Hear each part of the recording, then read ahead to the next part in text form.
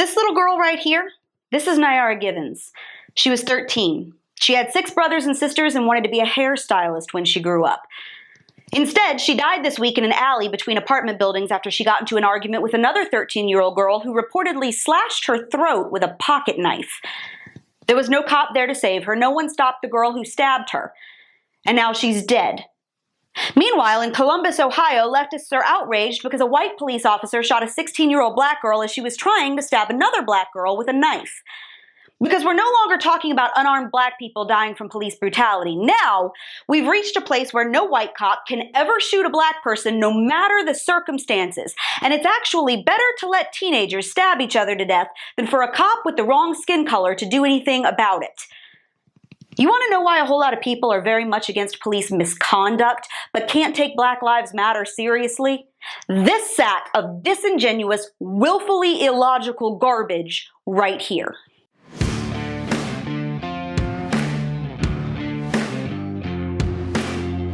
13-year-old Nyara Givens lost her life Monday after police say she was stabbed in the neck by another child in the green space between 2 apartment buildings where she lived. By the time police arrived on the scene, they found Givens with a stab wound to her neck and her dad trying to stop the bleeding.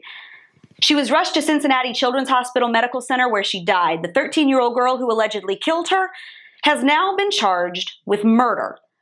And unless you live in or around Cincinnati or you spend all your time on the internet, I'm guessing you probably didn't hear much about this story because it didn't follow the prescriptive narrative.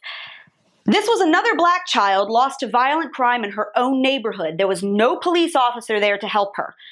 No cop was standing by to save her life and cause an uproar because he happened to be the wrong skin tone in that community.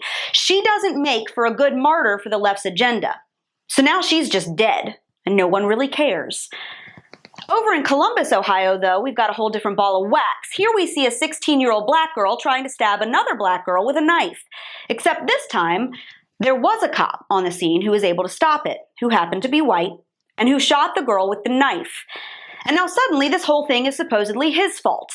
According to Congresswoman Cori Bush, Ma'Khia Bryant was a 16-year-old baby who was shot and killed by police. So 16-year-olds, who Democrats say are competent enough to be able to vote, are now back to being babies for convenient narrative purposes. Try to keep up here, okay? So, see this chick here? The one with the hair and the blue jeans and the, I don't know, giant blade in her hand? Does she look like a baby to you? Does anything about her scream toddlers and tiaras? This is not a 5-year-old who accidentally picked up her mom's meat cleaver. This is a very large teenager who's about to stab somebody pinned up against a car. I know that doesn't fit the whole innocent black victim narrative the left wants to peddle every single time a black person gets shot by the cops, because they've decided the only factors that ever matter in this situation are the race of the shooter and the race of the dead person. Never mind whether that person got shot was armed and, in this case, trying to shank somebody in a driveway in broad daylight. We're just going to ignore all of that because the cop was white, and that automatically makes this whole entire thing his fault.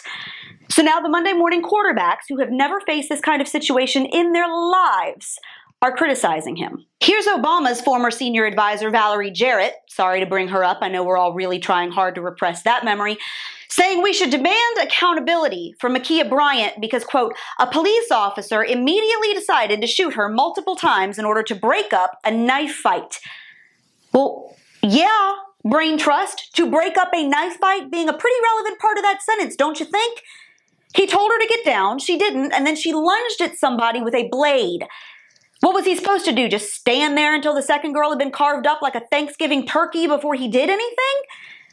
Well, apparently that's exactly what he was supposed to do, at least according to activist Bree Newsom, who helps head up the Defund the Police movement, and who told her 466,000 followers on Twitter that teenagers have been having fights, including fights involving knives, for eons. We do not need police to address these situations by showing up to the scene and using a weapon against one of the teenagers. Teens have been having knife fights for eons? Like, what, head to the mall, play some quick truth or dare, knife fight before we catch a movie? What kind of a hellhole fight club did you grow up in? Maybe it's my white privilege showing here, but where I come from, teenagers were not duking it out in the cul-de-sac with blades on the regular. Someone came at you with a piece from their mama's butcher block and you were having an abnormally bad day. But while we're on the subject of what's normal and what's not, you know why police most often show up to a scene like this in the first place? Because someone calls them. They aren't just wandering around the neighborhood prowling for unsuspecting black folk.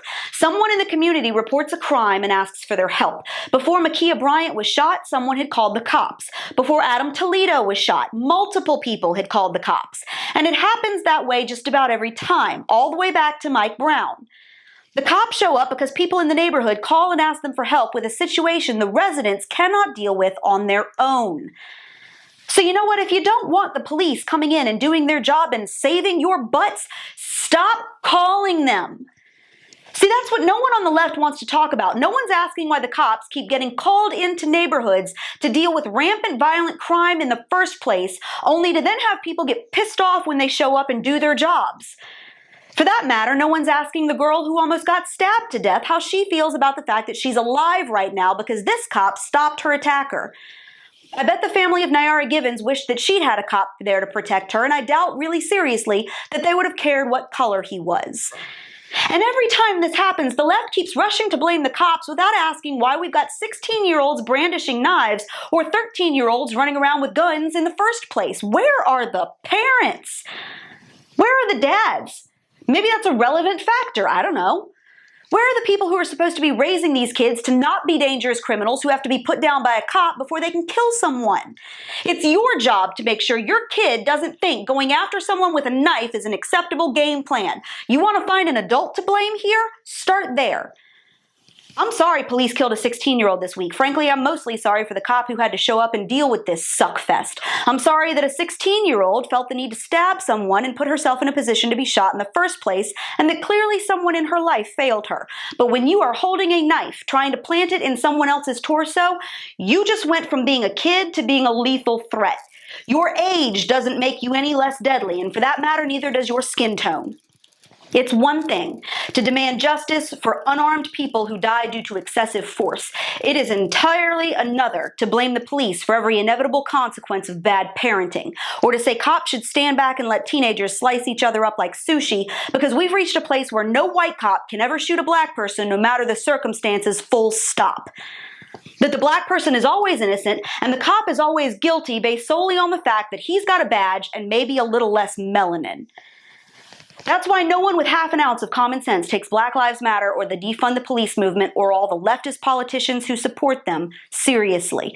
Because they are so blinded by racism and hate, they would rather a black girl get stabbed to death by another black girl than for a white cop to save her life. And that's your Reality Check America. Make sure you subscribe to our YouTube and Rumble pages, like us on Facebook and Twitter, and stay sane out there.